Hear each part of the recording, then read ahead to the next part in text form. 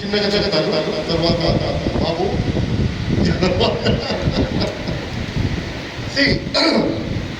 ఇప్పుడు first time ఎంతమంది చూస్తున్నారు నన్ను? Thank you so much. Thank you for coming. Thank you so much.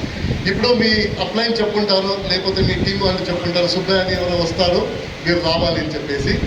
నన్ను మీరు ఎందుకు ఇవ్వాలి నేను చిన్నగా చెప్తాను. నన్ను మీరు ఎందుకు ఇవ్వాలంటే ఈరోజు నేను సౌత్ ఇండియాలో హైయెస్ట్ ఇన్కమ్లో ఉన్నాను. నా టీము ఐ థింక్ ఈ మంత్ క్లోజ్ అవునప్పుడు 52 lakh పీపుల్ నా టీంలో ఉంటారు. నేను ఆల్ ఓవర్ ఇండియా పనిచేశాను ఈ బిజినెస్ కోసం. అండ్ నేను ఈ బిజినెస్ కోసం భాష నేర్చుకున్నాను. తెలుగు మదర్ టంగ్ కాదు, భాష నేర్చుకున్నాను, తెలుగు నేర్చుకున్నాను, హిందీ నేర్చుకున్నాను.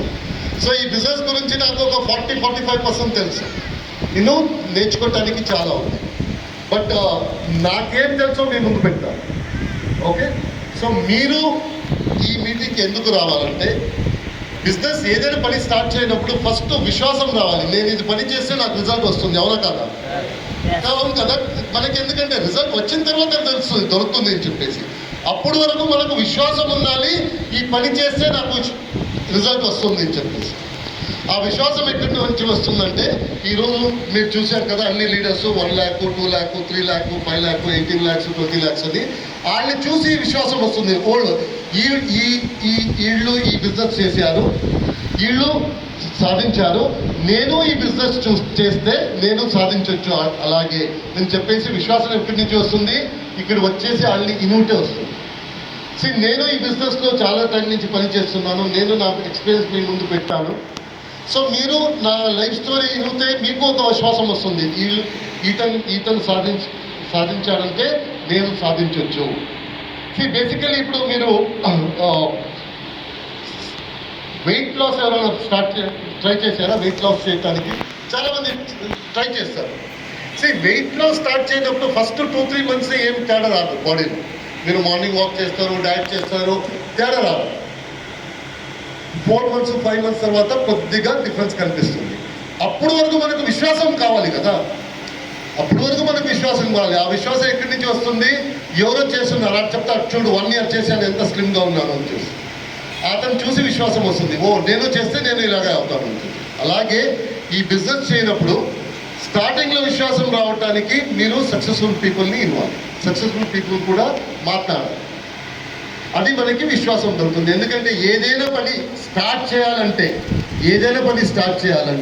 మనకి విశ్వాసం ముఖ్యం. స్టార్ట్ చేయాలి. ఒక బాడీ రిజల్ట్ అయిన తర్వాత విశ్వాసం అక్కర్లేదు, మనకు తెలిసిపోతుంది, మనకి కనిపిస్తుంది.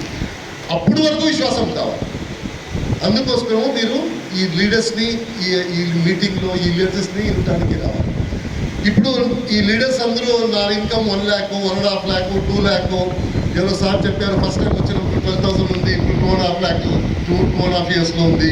సో కొన్ని స్టూడెంట్స్ చెప్తున్నారు నాకు 2.5 lakhs ఇప్పుడు ఉంది, డిసెంబర్ వరకు 5 lakhs చేస్తాను అని చెప్తున్నారు. కరెక్టేనా? నేను అక్కడ కూర్చొని ఎప్పుడూ అదే అనుకుంటాను. ఏ మీటింగ్లో ఈ లీడర్స్ మాట్లాడతారు కదా, నేను అదే ఎప్పుడు అనుకుంటాను. నా మనసులో ఏం జరుగుతుందంటే, ఇప్పుడు కొత్త వచ్చారు కదా, ఆ మనసులో ఏం జరుగుతుంది? వీళ్ళు చెప్తుంటారు 1 lakh, 2 lakh, 3 lakhs అంటారు. నెక్స్ట్ డిసెంబర్కి ఇంటారు శ్రీనివాస్ గారు 5 lakhs, 6 lakh, 1 crore, 1.5 crores ఇంటి తీసుకుంటాను, 12 lakhs కార్ తీసుకుంటాను అంటారు. సో నేను ఎప్పుడూ అక్కడ కూర్చొని అనుకుంటాను, ఈ కొత్త వచ్చేసి ఎవరు మన వెస్టీజ్లో ఉన్నారు, ఆడికి కొద్దిగా కాదు మంచిగా ఐడియా ఉంది, పని చేస్తే ఇక్కడ వస్తుంది. కొత్త వాళ్ళు అనుకుంటున్నారు ఏం మాట్లాడుతున్నారు, నా శాలరీ 30,000 rupees, నెక్స్ట్ ఇయర్కి నా శాలరీ మ్యాక్సిమమ్ 10% ఇంక్రిమెంట్ వస్తుంది, 3,000 rupees.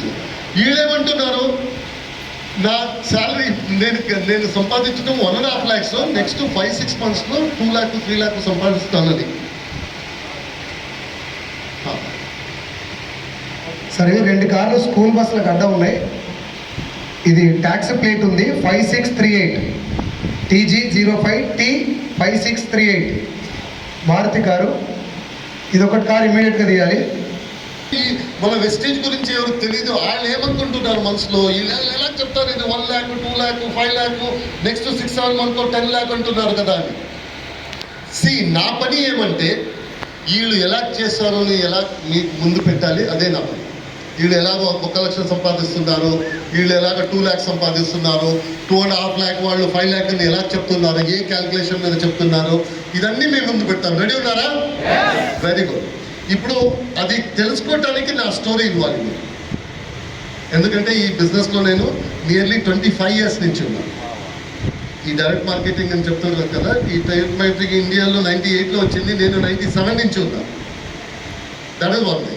సో నాకు ఈ బిజినెస్ గురించి కొద్దిగా నాలెడ్జ్ ఉంది. ఇప్పుడు ఎలాగ సంపాదించాలి అని అర్థం చేసుకోవాలంటే నా జర్నీ మీరు వినవాలి. నేను అక్కడి నుంచి వచ్చాను, నేను ఒకరోజు అక్కడి నుంచి వచ్చాను. సో నా జర్నీ గురించి నేను చెప్తాను. నేను ఎక్కడి నుంచి వచ్చాను, నేను ఎందుకు వచ్చాను, నేను ఇక్కడ వచ్చేసి బిజినెస్ ఎలాగ స్టార్ట్ చేశాను, ఈ బిజినెస్ చేయనప్పుడు ఇంపార్టెంట్ పాయింట్స్ ఏం నోట్ చేసుకున్నాను, మీరు ఈ బిజినెస్ చేయనప్పుడు మీరు ఏ ఇంపార్టెంట్ పాయింట్ నోట్ చేసుకోవాలి, నేనేం సాధించాను, మీరు ఏం సాధించవచ్చు, ఇదన్నీ మేము ముందు పెడతాం. రెడీ ఉన్నారా? Very nice.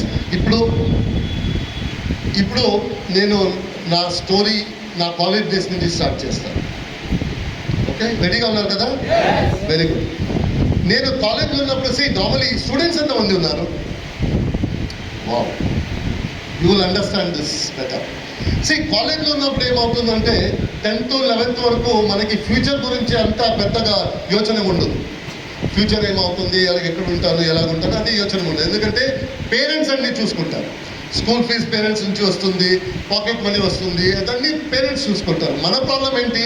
మన ఫస్ట్ ప్రాబ్లం అటెండెన్స్ దొరుకుతుందా లేదా, హోంవర్క్ అయిందా లేదా, లెక్చర్ తిడుతున్నాడు ఏం చేయాలి, ఈ ప్రాబ్లంలో ఉంటాం.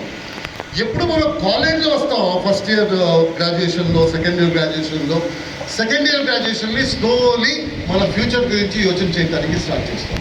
నా ఫ్యూచర్ ఇలా ఉండాలి. ఎందుకంటే ఎక్కడి నుంచి వస్తుందంటే నా సీనియర్స్ చూస్తాను, వాళ్ళు కార్ తీసుకొని తిరుగుతున్నారు, తర్వాత నా ఇంట్లో బ్రదర్స్ ఉన్నారు, వాళ్ళది లైఫ్ చూసుకొని నా లైఫ్ ఇలాగే ఉండాలి అని చెప్పేసి మన లైఫ్ గురించి యోచన చేయడానికి స్టార్ట్ చేస్తాను. అలాగే నేను నా లైఫ్ గురించి యోచన చేశాను. సెకండ్ ఇయర్ బీకామ్లో కూర్చొని నా లైఫ్ ఎలా ఉండాలి అని చెప్పేసి నేను ఏమి ఆలోచన చేశానంటే నా లైఫ్ ఎలాగుంటుందంటే గ్రాడ్యుయేషన్ అయిపోతుంది. గ్రాడ్యుయేషన్ అయిన తర్వాత నేను ఒక జాబ్ జాయిన్ చేసుకుంటాను. ఇమీడియట్లీ జాబ్ జాయిన్ చేసుకుంటాను. ఆ జాబ్లో నాకు 20,000 రూపీస్ శాలరీ దొరుకుతుంది. ఫస్ట్ జాబ్ 20,000 రూపీస్ శాలరీ అయిన తర్వాత 1 year తర్వాత ఆ జాబ్ చేంజ్ చేస్తాను. అది 35,000 to 40,000 అవుతుంది. నియర్లీ 25,000 to 30,000 రూపీస్ అప్పుడు నాకు శాలరీ దొరుకుతుంది second job within 2 years. So అలాగే జాబ్ చేంజ్ చేసుకొని విదిన్ 3 years నాకు 50,000 శాలరీ కావాలి. జాబ్ చేంజ్ చేస్తే దొరుకుతుంది కదా, ఇంక్రీజ్ అవుతుంది. సో 3 years లోపల నా శాలరీ 50,000 రూపీస్ ఉంటుంది. 50,000 వచ్చినప్పుడు నేను ఫస్ట్ పని ఏం చేస్తానంటే ఒక బుల్లెట్ కొంటాను. ఎందుకంటే నా సీనియర్స్ అందరూ జాబ్లు ఎవరెవరు వెళ్ళారో ఒక 3 years తర్వాత వాళ్ళందరూ ఒక బుల్లెట్ కొంటారు. బుల్లెట్ కొట్టేసి ఫ్రైడే ఈవినింగ్ బయట వెళ్ళిపోతారు. బైక్ తీసుకొని, హెల్మెట్ వేసుకొని, బ్యాగ్ పెట్టుకొని బయట వెళ్ళిపోతారు. మండే పొద్దునే వస్తారు. మండే పొద్దునే వచ్చేసి వాళ్ళు ఫోటో పెడతారు. ఇన్స్టాగ్రామ్లో, ఫేస్బుక్లో ఇదన్నీ ఫోటో పెడతారు. నేను అక్కడ వెళ్ళాను, ఇక్కడ వెళ్ళాను, నేను డాబాలో కూర్చున్నాను, అన్ని బైక్లో బాన్ ఫైర్ ఇదన్నీ ఫోటో పెడతారు. నేను కాలేజ్లో ఉన్నప్పుడు నేను ఆలోచన చేశాను, నేను అలాగే చేయాలి. ఒక 50,000 వస్తే ఫస్ట్ బైక్ తీసుకోవాలి, తర్వాత నేను ఫోటో పెట్టాలి. నెక్స్ట్ నేను కొన్ని వర్షం అయిన తర్వాత మేబీ ఆఫ్టర్ 2-3 years నేను ఒక ఇంటి తీసుకుంటాను, ఈఎంఐలో ఒక ఫ్లాట్ తీసుకుంటాను. ఆ ఫ్లాట్ తీసుకొని నా పేరెంట్స్ని తీసుకొస్తాను, అక్కడ పెట్టుకుంటాను. నా పేరెంట్స్ ఎప్పుడు చెప్తుంటారు, లేకపోతే నా రిలేటివ్స్ చెప్తుంటారు, ఇతను వేస్ట్, ఇతని డౌట్ కేసు అని చెప్పేసి వాళ్ళకి చూపించాలి. నా పేరెంట్స్ని తీసుకొచ్చేసి నా ఇంట్లో పెట్టేసి వాళ్ళని మంచిగా చూసుకోవాలి. వాళ్ళకి టెంపుల్కి వెళ్ళాలంటే తర్వాత నేను ఒక కారు తీసుకుంటాను. ఎందుకంటే పేరెంట్స్ వస్తే వాళ్ళని కార్లో తీసుకెళ్ళాలి, బైక్లో తీసుకెళ్ళడానికి. సో నేను ఒక కారు బై చేస్తాను. కార్లో వాళ్ళందరి టెంపుల్ తీసుకోవడానికి, షాపింగ్కి అన్నీ నా కార్లో వెళ్తారు. ఇదన్నీ అయిన తర్వాత పెళ్లి చేసుకుంటారు. పెళ్ళి ఆఫ్టర్ సమ్ ఇయర్స్ నా ఒక child will become a doctor, ఒక child will become a engineer. వాళ్ళు పోస్ట్ గ్రాడ్యుయేషన్కి యూఎస్కి వెళ్ళిపోతారు. ఇది నా ఇమాజినేషన్. కాలేజ్లో వాళ్ళు పోస్ట్ గ్రాడ్యుయేషన్కి యూఎస్కి వెళ్ళిపోతారు. అప్పటి వరకు నాది రిటైర్మెంట్ అవుతుంది. రిటైర్మెంట్ అవునప్పుడు నా దగ్గర చాలా డబ్బు ఉంటుంది, చాలా సేవింగ్స్ ఉంటుంది. ఆ సేవింగ్స్ తీసుకుని గోవాకి వెళ్తాను. గోవాలో ఒక ఇంటి తీసుకుంటాను, అక్కడ నేను సెటిల్ అయిపోతాను. ఇది నా ఇమాజినేషన్. నా ఇమాజినేషన్ గురించి నాకు ఎంత పాజిటివ్ వైబ్ ఉందంటే, పాజిటివిటీ ఉందంటే, ఈ గోవా ఇంటి ఉంది కదా, ఎప్పుడు 30 years తర్వాత గోవా ఇంటి తీసుకుంటారు కదా, ఆ ఇంటికి ఇప్పుడే అందరినీ ఇన్వైట్ చేసేసాను. కాలేజ్లో నా అన్ని ఫ్రెండ్స్ని ఇన్వైట్ చేశాను. బాబు చూడు, 30 years తర్వాత నేను రిటైర్ అయిన తర్వాత గోవాలో ఒక ఇంటి ఉంటుంది బీచ్లో, మీరందరూ రావాలి. ఇన్విటేషన్ ఇచ్చేసాను. అంత పాజిటివ్, నా లైఫ్ ఇలాగే జరుగుతుంది అని చెప్పేసి. సో ఇదన్నీ కాలేజ్ అయిపోయింది, గ్రాడ్యుయేషన్ అయింది, ఫస్ట్ జాబ్ ఇంటర్వ్యూకి వెళ్ళాను. ఏ జాబ్ ఇంటర్వ్యూ చెప్పండి? శాలరీ ఎంత? 20,000 జాబ్ ఇంటర్వ్యూకి వెళ్ళాను. అక్కడ జాబ్ ఎవరు ఇంటర్వ్యూ చేస్తున్నారో అని అడిగారు. ఎడ్యుకేషన్ ఎంత ఉంది బాబు అని అడిగారు. ఎడ్యుకేషన్ గ్రాడ్యుయేషన్ సార్ అన్నా. గ్రాడ్యుయేషన్ అప్పుడే నా స్పిరిట్ కొద్దిగా తగ్గింది. ఏమి నీ గ్రాడ్యుయేషన్ అంటున్నాను. నెక్స్ట్ ఎక్స్పీరియన్స్ ఉందా అని అడిగారు. జాబ్ వచ్చావు కదా, ఎక్స్పీరియన్స్ ఉందా అని అడిగారు. సార్ ఫస్ట్ జాబ్ సార్ అన్నా. వా, ఎక్స్పీరియన్స్ లేదు, ఎడ్యుకేషన్ ఏం లేదు. నేను చెప్పాడు అనుకొని నేను ఇదవలేదు మనసులో. నాకు తెలుసు 20,000 జాబ్ దొరుకుతుంది.